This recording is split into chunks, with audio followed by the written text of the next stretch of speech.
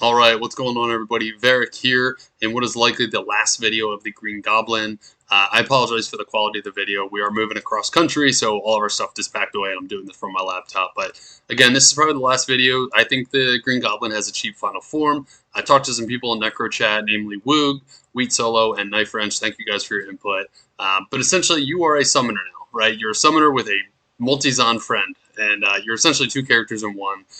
She still does a ton of damage. You have a big old army that actually does a ton of damage, and you assist her in doing a ton of damage. So, yeah, it's a lot of fun. So let's just get right into it. Let's do a quick cow map. I'll show you the queen, and we'll show the build afterwards. So sit back and enjoy.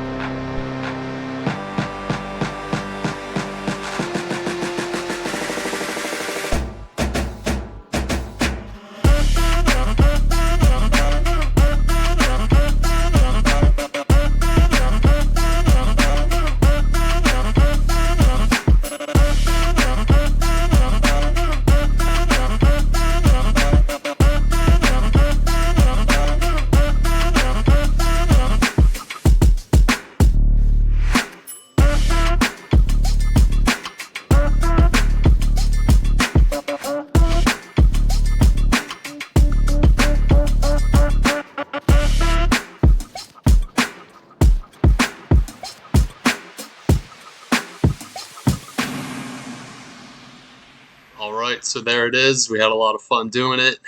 As you saw, it was very strong. You had a big old army that's doing a lot of damage, and anytime you see her doing that multi-shot, you know it's going to do some damage. So, yeah, that's pretty much it, guys. That's what it looks like. Let's go over the build really quick. So really what has changed, right? I'll go through it really quick just because you've already seen it before if you've seen my other videos, but we are using Beast, we got Shaco, we got Maras, we got Marowaks, 2 Wisp Projectors, Arachnid Mesh, Triangle Wolves, and T-Mite.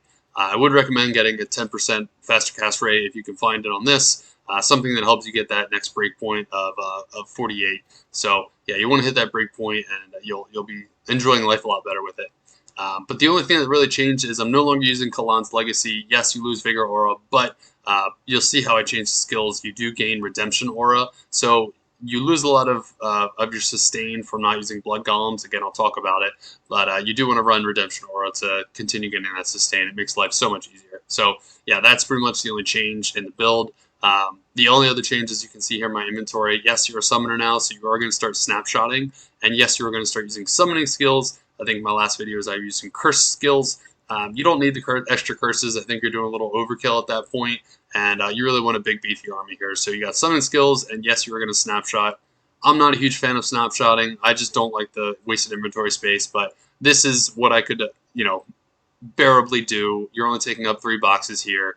But yeah, make sure you're snapshotting when you summon your pets, and make sure you're snapshotting when you are entering a game, because your Iron Golem is going to get the skills you have when you enter the game every time.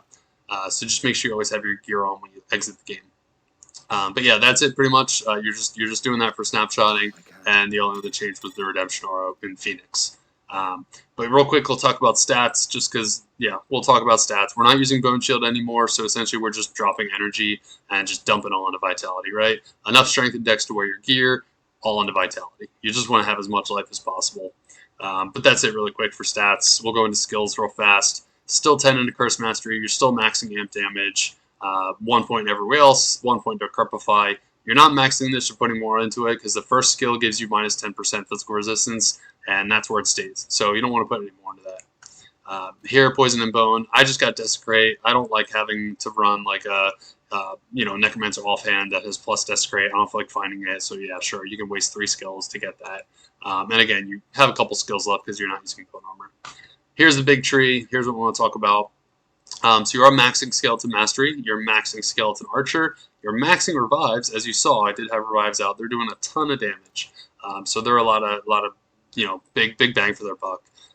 You're only putting 1 point into the rest, right? 1 point Clay to Blood to Iron Golem, 1 Blood Warp, 1 Golem Mastery.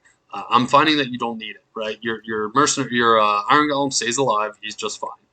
What you can do is you can dump into Iron Golem. So I actually did that here. I had a couple points left, so I dumped into Iron Golem. But I don't think it's necessary. He really was never in danger. And the nice thing about only having 1 Golem is you can actually see his life bar. Whereas if you had 5 or 2 or 3, whatever, you wouldn't see life bars. So now you can see his life bar. You can get him out of danger whenever he's in danger. So that's pretty much it for skills, guys. We talked stats. We talked skills. You saw charms. You saw gear. Real quick, Mercenary, nothing really changed with her. She's the same old, same old. Ethereal, every item, so you can have Purgatory, which is going to be the big beefy damage. I did show you the damage in the video, but yeah, this is the more realistic build, right? This is not the, like, holy crap GG. It's still pretty holy crap GG, but it's not as stupid GG as it can get. But anyway, that's it, guys. That is the video. That is, I think, the last you'll see of me in terms of the Green Goblin. I'll do plenty more videos moving forward, but again, if you like my videos, if you want to see more of it, please like, please subscribe. I got a button right there in the bottom right for you to hit.